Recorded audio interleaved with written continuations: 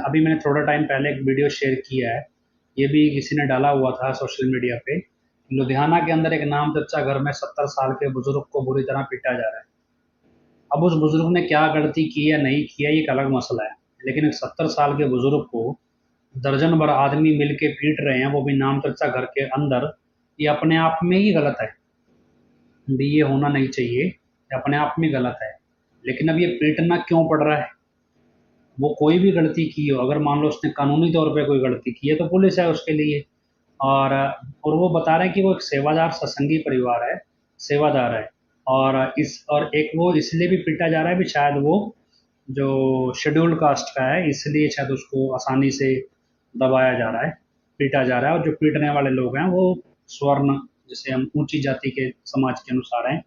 तो कोई ऐसी गलती कोई हो, छोटी मोटी बुजुर्ग अवस्था में कुछ हो सकता है, निगरानी रखने में गलती हो गई हो, जो भी कुछ होगा तो संभव है वो हुआ हो। लेकिन जो कुछ ये वीडियो में दिखाई दे रहा है ये इतना गंदा है, घटिया है कि अब यूपी वाला इसको बताए, जवाब दे इसके ऊपर। हजूर महाराज जी, मैं आपको एक किस्सा बताता हूँ। स्कूल की बात है और एक थर्ड या फोर्थ तीसरी चौथी क्लास का एक बच्चा था। दूसरी तीसरी का ही होगा, तीसरी चौथी का होगा बच्चा था। तो बच्चे बहुत ज़्यादा शरारत कर रहे थे, ऐसे शरारतें कर रहे थे। और शरारत करते करते जो वहाँ पे कंट्रोलर था, कह लो, वो एक सतब्रह्मचारी था। और जब शरारतें करते करते क्या हुआ, एक बच्चा और आया बाहर से, उसने उस सतब्रह्मचारी को आके नारा लगाया। जब उसने नारा लगाया तो नारा लगाते ही उस ब्रह्मचारी ने क्या हुआ, उस बच्चे को भी डांट दिया या थप्पड़ वगैरह कुछ मार दिया, या जैसे छोटे मोटे डंडे हाथ में रखते हैं पनिशमेंट के तौर पे, एक डंडा मार दिया। थोड़ी देर बाद क्या हुआ कि हॉस्टल में हजूर, ये हमारे सामने की घटना है, हॉस्टल में हजूर पिताजी का आना हो गया उसी टाइम पे। तो शाम को खेलते खेलते जैसे, तो हजूर पिताजी जब आके बैठे तो छोटे ने बच्चे ने हजूर पिताजी को बोला, जी ऐसे मैंने तो भाई जी को नारा लगाया था, इन्होंने मेरे को डंडा मारा। वो बच्चा था, बच्चा बोले भाव में, उसको क्या पता था ये सारी चीज़ें किस में क्या मायने रखती हैं पिताजी के सामने। उसने तो अपने भाव में बोल दिया कि मैं तो भाई जी को नारा लगाया, हो सकता है बच्चा शरारत कर भी रहा हो, भाई जी ने डंडा मारा। अब इतनी बात पे वो सतब्रह्मचारी को बुला लिया गया, सभी पूरे स्कूल के बच्चों के सामने, टीचर्स के सामने। और बुलाने के बाद पिताजी ने कहा भी इस बच्चे के पाँव छू के इससे माफ़ी मांगनी है। उस सतब्रह्मचारी को, जो भी वो साधु था, अ, विनोद नाम था शायद या मनोज नाम था, ऐसा कुछ था उसका। तो उससे स्पेशल माफ़ी मंगवाई, सबके सामने पाँव छुए उसने उस बच्चे के, छोटे से बच्चे के। इसी तरह क्या है, एक बहन वीरपाल कौर का भी किस्सा आपको पहले सुनाया है। भी एक गुरुदेव नाम का जिम्मेवार था बठिंडा का, उसने कोई ऐसा कुछ शब्द गलत बोल दिया था, कुछ गलत कुछ बोल दिया था, कुछ किया था, लेकिन ऐसा नहीं कोई, मतलब कुछ बोल दिया था, ऐसा कुछ हुआ था। और उसके बदले में भी हजूर पिताजी ने उसको कहा था भी, वो ब्लॉक बंगीदास था उस टाइम पे भी, पाँव छू के माफ़ी मांगनी है, या जैसे भी बहन जी से माफ़ी मांगनी है। मतलब हजूर पिताजी का एक सीधा सिस्टम था कि जब आप गलती करो तो गलती जिसको आपने, जिसके अगेंस्ट आपने गलती की है, उस बंदे से पाँव छू के उससे माफ़ी मांगो। फिर सबके सामने जब वो माफ़ कर देगा तो आपस में गले मिलो, और उसके बाद ये मामला निपटाया हुआ माना जाता है।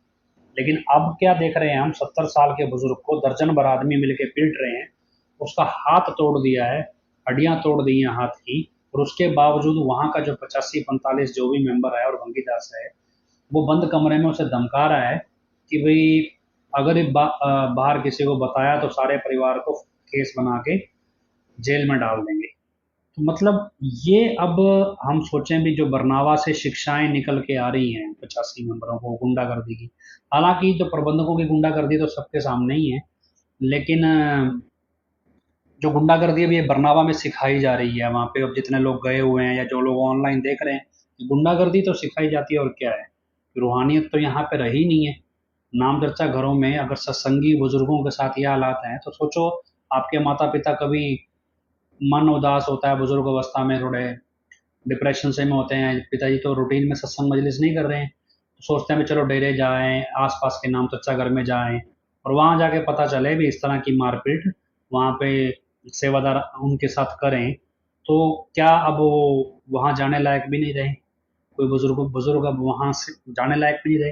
कई बार क्या होता है, बुजुर्ग हैं, घर में इतना काम होता नहीं है, आगे बच्चे पोते पोतियाँ सब काम संभाल लेते हैं, तो उनको क्या करते हैं, ऐसे बुजुर्ग अक्सर डेरे में, नाम चर्चा घरों में पैरे पे आके बैठ जाते हैं। उन जैसे बुजुर्ग होते हैं, उनसे बातचीत भी हो जाती है, सेवा की सेवा हो जाती है, और पैरे पे भी बैठे रहते हैं, निगरानी रहती है, क्योंकि जवान आदमी इतना सब्र वाला नहीं होता भी लगातार से पैरे पे लगातार बैठा रहे इस तरह से। लेकिन अब ये सारी चीज़ें उल्ट हैं, क्योंकि कॉन्सेप्ट एक चल रहा है कि साइड बाय साइड जो नाम चर्चा घरों की जितनी भी प्रॉपर्टियां जो निजी लोगों के पास हैं, उनके जो स्थानीय नाम चर्चा घरों, लोकल संगत के नाम हैं, भी वो सारे नाम चर्चा घरों को भी अब हड़प लिया जाए। तो ये चल रहा है साइड बाय साइड प्लानिंग। इसके अलावा जयपुर में भूकंप आ गया।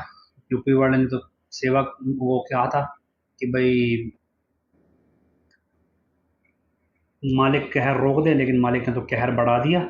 जयपुर में भूकंप आ गया, मुंबई में बाढ़ आ गई, घग्गर में पानी और बढ़ गया, यहाँ पे 2-4 नाले टूट गए सिरसा में, डेरे के अंदर ही बाढ़ आने की नौबत आ गई, तो डेरे के चारों तरफ ही बांध बांधना शुरू कर दिया गया है। मस्ताना जी धाम में ये बांध बनाना शुरू कर दिया गया।